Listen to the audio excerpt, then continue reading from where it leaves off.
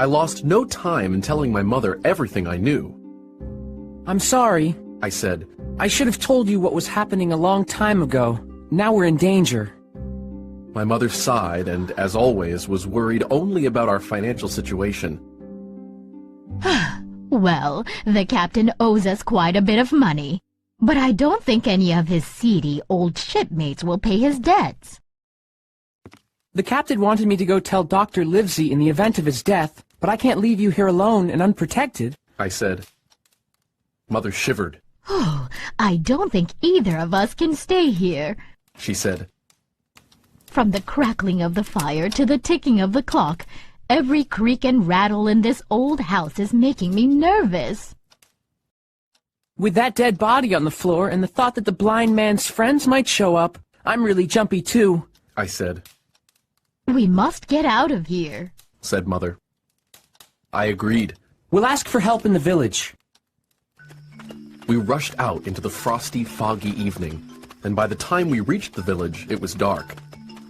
The windows of the general store shone with cheerful candlelight, so we went in. Soon, a crowd of men were listening to our story with great concern, but no one wanted to go to the Admiral Benbow. I'm sorry, Mrs. Hawkins, said Mrs. Crossley, the shopkeeper. Captain Flint's men are too dangerous. We might find someone to ride in the opposite direction of Dr. Livesey's, one man said. But no one in his right mind would dare help you defend the inn. I will not, Mother declared, lose money that belongs to my fatherless boy. If none of you cowards want to help, then Jim and I will go back alone. We'll open that sea chest, even if we have to die doing it. Mrs. Crossley, could I at least have a bag to put our money in? I'll ride to the doctor's for help, one lad volunteered. Another villager handed me a loaded pistol. In case you're attacked, he said. So, my mother and I went back to the inn, slipping along the hedges, noiseless and swift. Finally, the door closed behind us. I bolted the lock, and my mother got a candle. Holding hands, we went over to where the captain lay on his back. His eyes were open, and one arm was extended. We must get the key to the sea chest off that body, she said. Oh, I don't even want to touch it. She let out a sob. I knelt down next to the captain, and close to his hand was a paper that was blackened on one side. This must be the black spot, I said. On the other side of the paper, in clear handwriting, was a message. You have until 10 tonight, I read. Just then, our old clock began to strike, and my mother and I jumped at the sound. We calmed down when we looked at the clock, and I sighed. It's only 6 o'clock. They won't be here for 4 hours yet. Now, Jim, Mother said. Find the key. I searched all the captain's pockets, but couldn't find it. Perhaps it's around his neck, she suggested. Overcoming a strong disgust, I tore open his shirt. There, on a black string, was the key. I pulled the string over his head, and we hurried up to the captain's room. We found his sea chest against the wall, where it had stood from the day he had first arrived. Give me the key, said Mother, and after a few tries, she turned the stiff lock and opened the lid. On top was a suit of clothes, carefully brushed and folded. This suit has never been worn, Mother said, astonished. Under that were some worthless trinkets, a tobacco pouch, 2 brass compasses, a quadrant, and 6 curious seashells. Impatiently, Mother pulled out an old sea cloak, and underneath was a small bundle of papers and a canvas bag of coins that jingled like gold. I'm an honest woman, Mother said. I'll take what he owes me and no more. Hold open Mrs. Crossley's bag, Jim. She pulled out a handful of coins and began to count them into the bag. Suddenly, I heard a familiar sound, the tap-tap-tapping of the blind man's stick on the frozen road outside, and I put my hand on Mother's arm. Listen, I whispered. The sound drew nearer and nearer, and we held our breath as the bolt rattled on the door. That horrible man is trying to get in. I whispered again. Then there was a long silence. At last, the tapping began anew, and to our indescribable joy, slowly died away.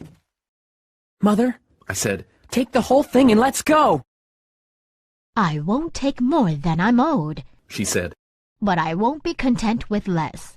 Besides, it's not even 7 yet. Then we heard a low whistle away off, as if a signal was being sent. That was enough for both of us, I'll take what I have. she said, jumping to her feet. I grabbed the bundle of papers too. Then we opened the door and ran out into the moonlight. The fog was rapidly dispersing and wouldn't hide us for long. Behind us, we heard several running footsteps and saw a lantern coming toward us.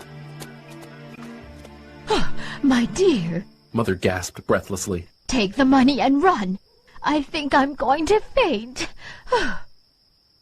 She sighed and collapsed with her head on my shoulder. We were by a little bridge, so I dragged her under it.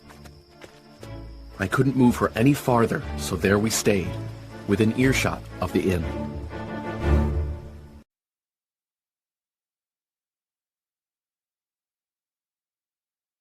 My curiosity was stronger than my fear, so I crept back toward the inn, hid behind a bush, and watched as my enemies began to arrive. 5 of them ran along the road, with a man holding a lantern in front. Right behind them were 3 men, hand in hand. The man in the middle was blind. Knock down the door! The blind man cried.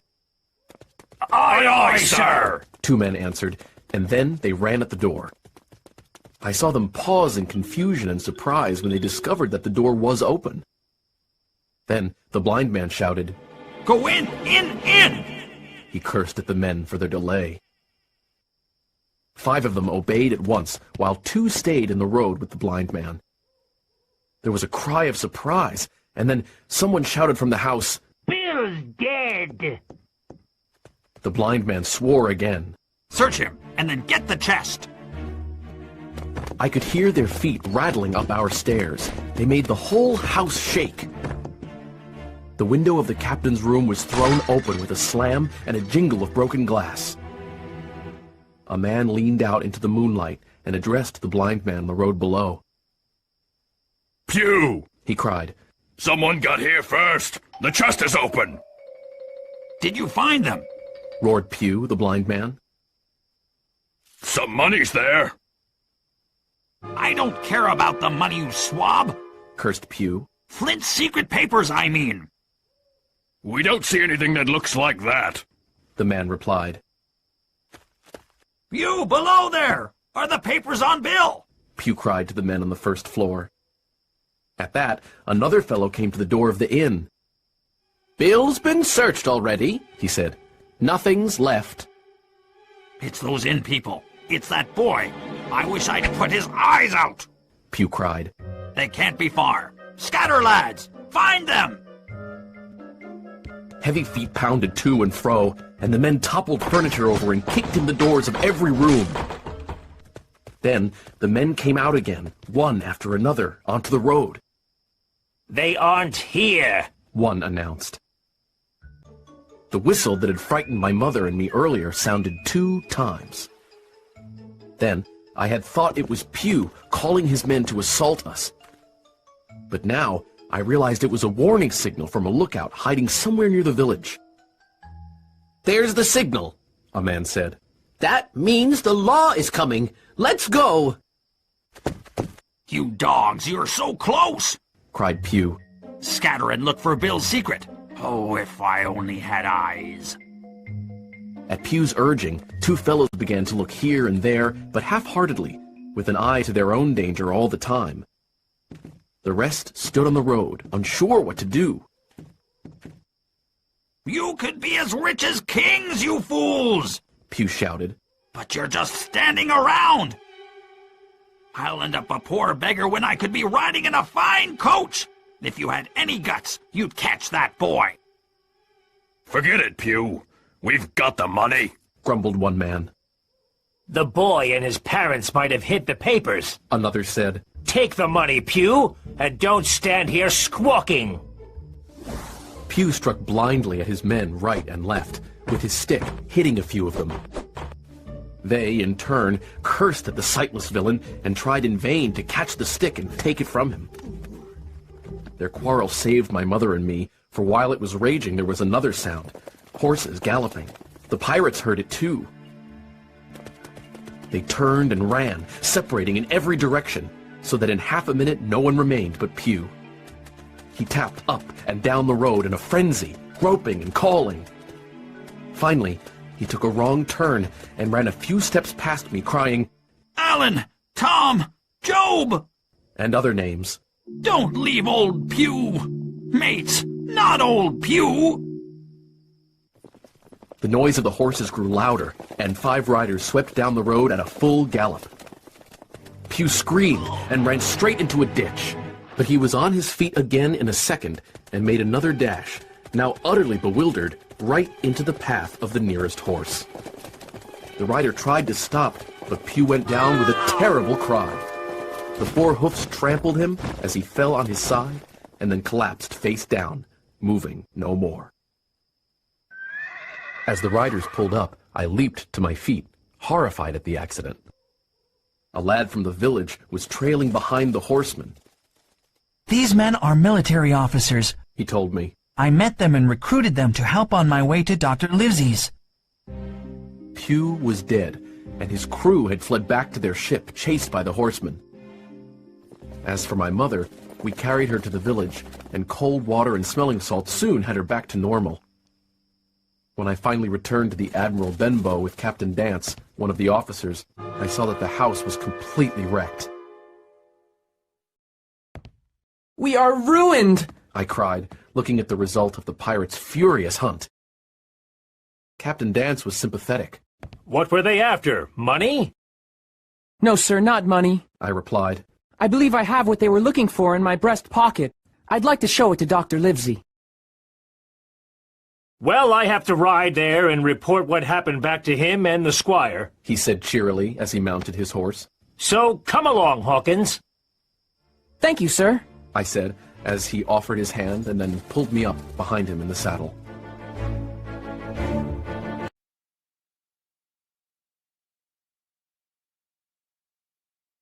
Captain Dance and I rode hard until we drew up before Dr. Livesey's door. The house was dark, but I jumped down and knocked anyway. A maid opened the door. Is Dr. Livesey home? I asked. No, he's dining at Squire Trelawney's house. She said. So much the better, said the captain. We'll find them both at one location. The distance was short, so I ran alongside the horse up the moonlit avenue to the gleaming white buildings and grand old gardens. Here, Captain Dance dismounted, and the squire's servant led us into the library. Squire Trelawney and Dr. Livesey sat on either side of a bright fire smoking their pipes. I'd never seen the squire up close before. Over 6 feet tall, with broad shoulders, he had a friendly face, reddened and lined from his long travels. The natural movement of his very black eyebrows gave him a look of a quick but not a bad temper. Come in, he said, sounding very stately and condescending. Good evening, Dance, the doctor said with a nod. And good evening to you, Jim. What brings you here? Captain Dance told his story, and the 2 gentlemen leaned forward, forgetting to smoke in their surprise and interest. Squire Trelawney rose and started to pace, and the doctor, as if to hear better, took off his powdered wig and sat there, looking odd with his close-cropped black hair. When they heard how my mother had bravely gone back to the inn, Dr. Livesey slapped his thigh, and Trelawney cried, Bravo! And that's the whole story, Captain Dance said at last. Trampling that wicked scoundrel was an act of virtue, the squire said. Like stamping on a cockroach. Do you have what they were after, Jim? The doctor asked. Here it is, sir. I gave him the bundle of papers. The doctor looked excited, as if his fingers were itching to open the bundle right away, but he put it quietly in his coat pocket instead. Thank you again, Captain Dance, the squire said. Jim can sleep here tonight. Dance, you are dismissed. The captain bowed and left the room, and I sat down at a side table to eat a pigeon pie a maid had brought me. Have you heard of this Flint? The doctor asked the squire. Have I heard of him? The squire cried. Flint was the most bloodthirsty pirate that ever sailed. Suppose I have here in my coat pocket some clue as to where Flint buried his treasure, said the doctor. How much treasure do you think might be involved? If we had a clue like that, Trelawney cried, I'd hire a ship to take us there immediately, and I'd have that treasure in a year. The doctor took out the papers and said, If Jim agrees, let's open this. I nodded and got up from the side table as the doctor opened the bundle. Inside was a book and a sealed paper. First, let's inspect the book, the doctor said. The squire and I peered over the doctor's shoulder, and we saw that the first 10 pages were filled with a curious series of entries. At one end of each line was a date, and at the other end a sum of money. Between the two were a varying number of crosses. I don't understand it, Dr. Livesey said. It's an account book, Trelawney cried. The crosses stand for ships or towns that they sank or plundered, and the sums are the scoundrel's share. God help the poor souls who cross paths with Flint. And look, the doctor said, the amounts increase as the years pass. As he rose in the ranks of pirates, his share got bigger, explained Trelawney. Then the squire noticed something else in the book. Look, Flint even had a table to figure out the different values of foreign coins.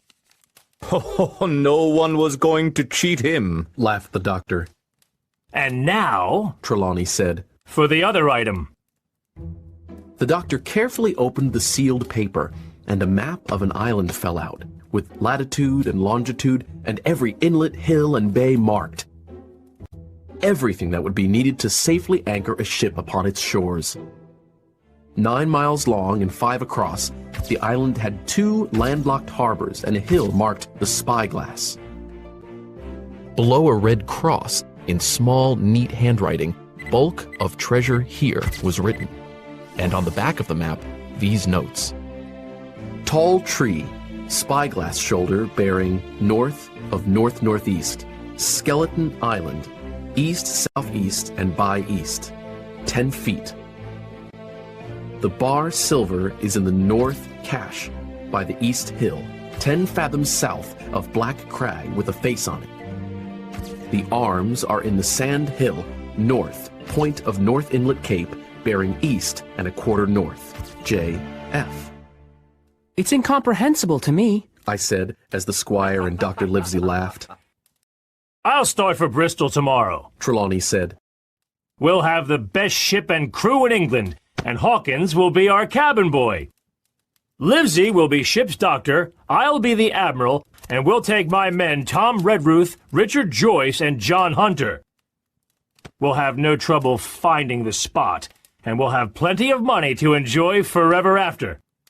I'll go, the doctor said, and Jim will be a credit to the undertaking, but there's only one man I'm afraid of. Who's that? Trelawney cried. Name him, sir. You, the doctor said. You can't hold your tongue. We're not the only men who want that money. The pirates who attacked the inn tonight are bold and desperate men, and they're not far off. We must not breathe a word of what we found. I'll be as silent as the grave, Trelawney vowed.